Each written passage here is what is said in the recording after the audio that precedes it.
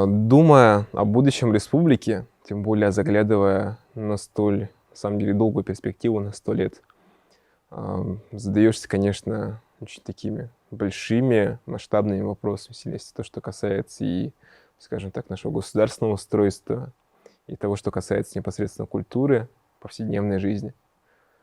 Но я бы хотел опираться, конечно, на тот опыт, который наша республика имеет. Да, в этом году исполняется 100 лет. 100 лет назад наши отцы-основатели, среди которых был, конечно же, первое лицо навсегда выделяет Максим Кирович Амосов, ну и немаловажные его сподвижники. Платон Алексеевич Аюнский, Исидор Барахов и многие другие. Ну, я сам по образованию историк. Я отталкиваюсь от того, что я изучал и в студенчестве, и закончил свое обучение на историческом факультете нашего родного университета Северо-Восточного федерального. Я предполагаю то, что наш народ, в целом, наша республика продолжит свое, на самом деле, стремительное развитие. Буквально 100 лет назад, вот, смотря на то, как в Якутии наш народ живет сейчас, и внимая тому, как он жил 100 лет назад, конечно, ты видишь прогресс колоссальный. Это касается и повседневного быта, это и касается непосредственно образования. Я считаю то, что и спустя 100 лет основные тенденции, то, что касается вот повседневной жизни, образования, культуры, они продолжат развиваться и далее. Считаю то, что я вижу сейчас, это то, что создаются различные проекты, как модно нынче говорить, которые позволяют нашему языку и нашей культуре жить. Я сам работаю сейчас в сфере медиа, работаю в национальной вещательной компании «Саха». И периодически, когда я сталкиваюсь в интернете с комментариями по духу, зачем нашей республике там, телевидение, чем нашей республике кино на родном языке, я вот удивляюсь, негодую, всегда говорю то, что благодаря тому, что у нас сейчас делается какой-то медиа-контент на родном языке, наш язык жив, соответственно, жива наша идентичность как народа. И, конечно же, хочется всегда обращать внимание на то, что в свое время написал Михаил Ефимович Николаев. Сейчас периодически в библиотеках встречаю небольшую книжку. Называется она «Слово к молодежи», которую Михаил Ефимович написал, если не ошибаюсь, порядка 10-15 лет назад. Там он очень четко говорит о том, что наша республика должна будущим поколениям рассматриваться не как что-то совершенно отдельное. Это неотъемлемая часть большого государства Российской Федерации. Об этом говорит и в целом наша история, об этом говорят реальные факты. И то, что 100 лет назад наша республика получила свою государственность, свою автономию, я думаю, это подтверждает. Насчет того, что касается повседневной жизни, я предполагаю, что наша территория будет все дальше развиваться именно в позитивном ключе. Бытует мнение широкое, то, что якутское село, оно на самом деле довольно развито. Сравнивая его с другими регионами, даже соседними, очень многие отмечают то, что у нас достаточно развитая инфраструктура.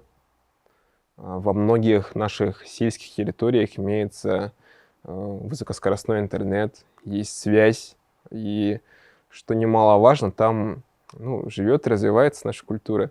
Везде практически есть и соответствующие дома культуры, везде есть практически школы, какие-то медицинские учреждения, которые являются, конечно, основой для того, чтобы село могло комфортно существовать, и развиваться.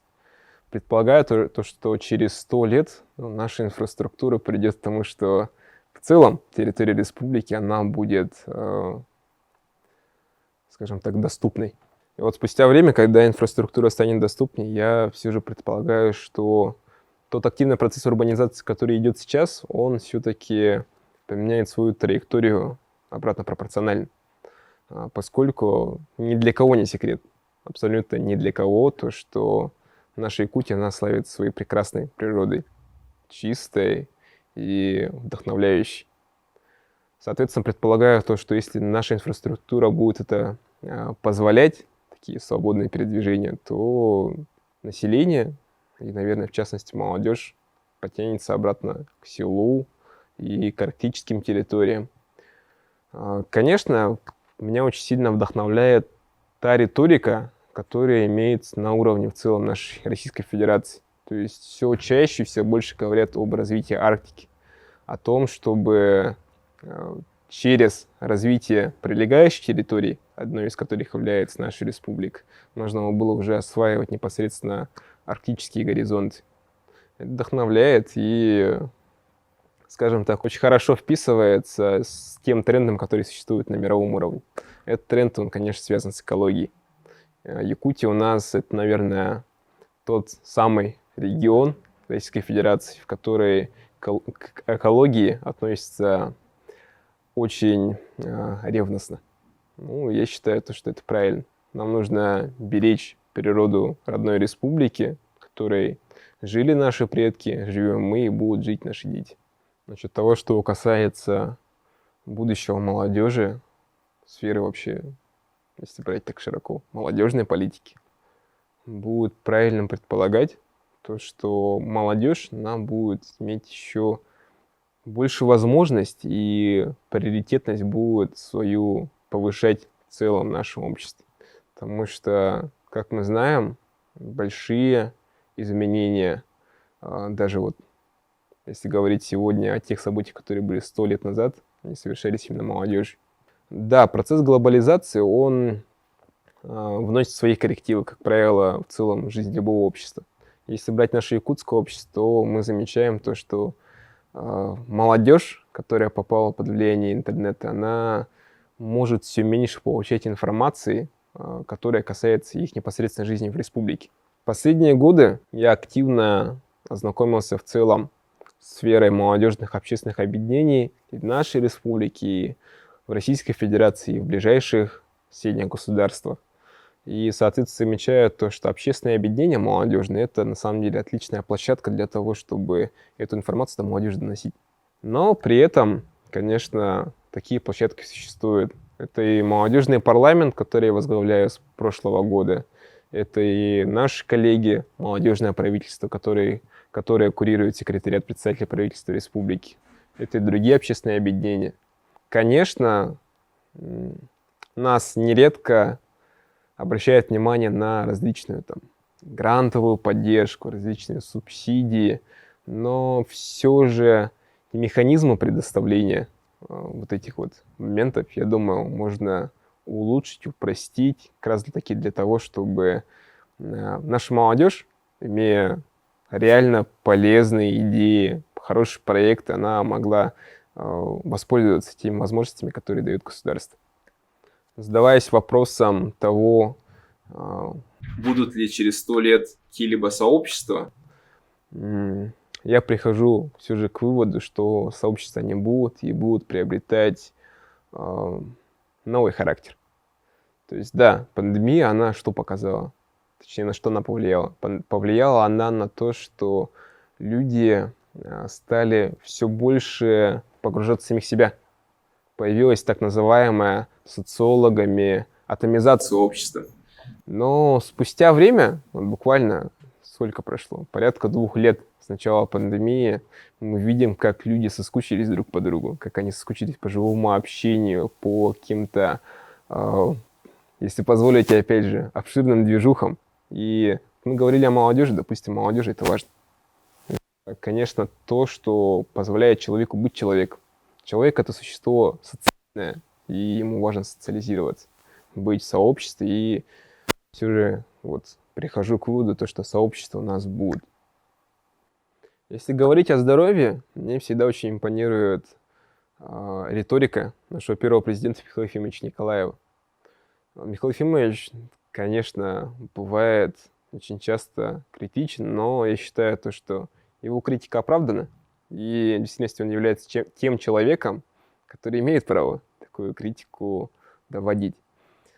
Так вот, если конкретизировать его слова, то есть на чем я хочу сделать акцент, это на том, что в нашей республике должно быть соответствующее условие создано. То есть все чаще мы замечаем, как на прилавках наших магазинов оказываются далеко не товары местного производства. Это товары, возможно, из соседних регионов, но чаще всего это товары из ближнего зарубежья.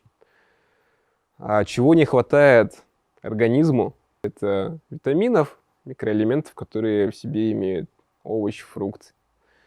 То, чего точно сейчас не хватает, это каких-то производств на территории нашей республики.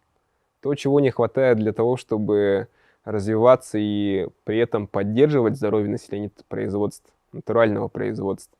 Мы говорили о немаловажности того, что тренд существует на экологии, и этот тренд на самом деле очень правильно бы вписывался в развитие как раз-таки натурального производства на территории нашей республики. В будущем я бы очень желал того, чтобы натуральные производства на территории нашей республики и различные фермерские хозяйства, они не только имели место быть, но в целом были развиты. Я думаю, это самым наилучшим образом поспособствует тому, что наша республика, население ее будет здоровым.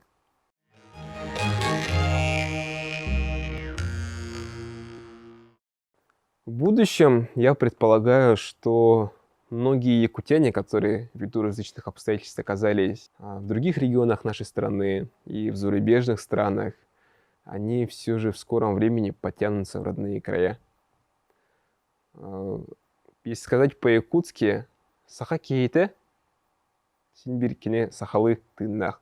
Он на саха кейте, бяйтен дойдутур курук таддар. И, соответственно, я считаю то, что якутский человек, он чем особен? Тем, то, что ему дают силы, когда он все-таки находится в родной республике. Считаю то, что та, наверное, не самая лучшая для развития республики тенденция, которая существует по оттоку нашего молодого населения за границу, в другие города, она прекратится. И не только прекратится, но и те, кто уехали спустя время, вернутся в нашу республику. Потому что с давних пор, и, наверное, со времен Советского Союза, и в тот период, который начался после президентства Михаила Ефимовича, со школьных лет якутянам прививают особую любовь к своей родине. Недаром всегда подчеркивает то, что у нас в республике два государственных языка. Это и русский, и якутский.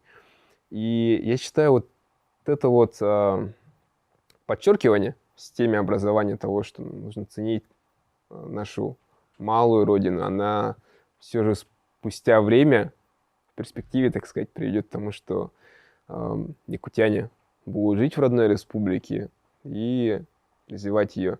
Хотелось бы будущим поколениям пожелать, чтобы молодежь не забывала никогда про то, что нужно чтить родную республику. И в целом всегда стремилась к честному труду и к тому, чтобы любить свой регион, свою родную республику.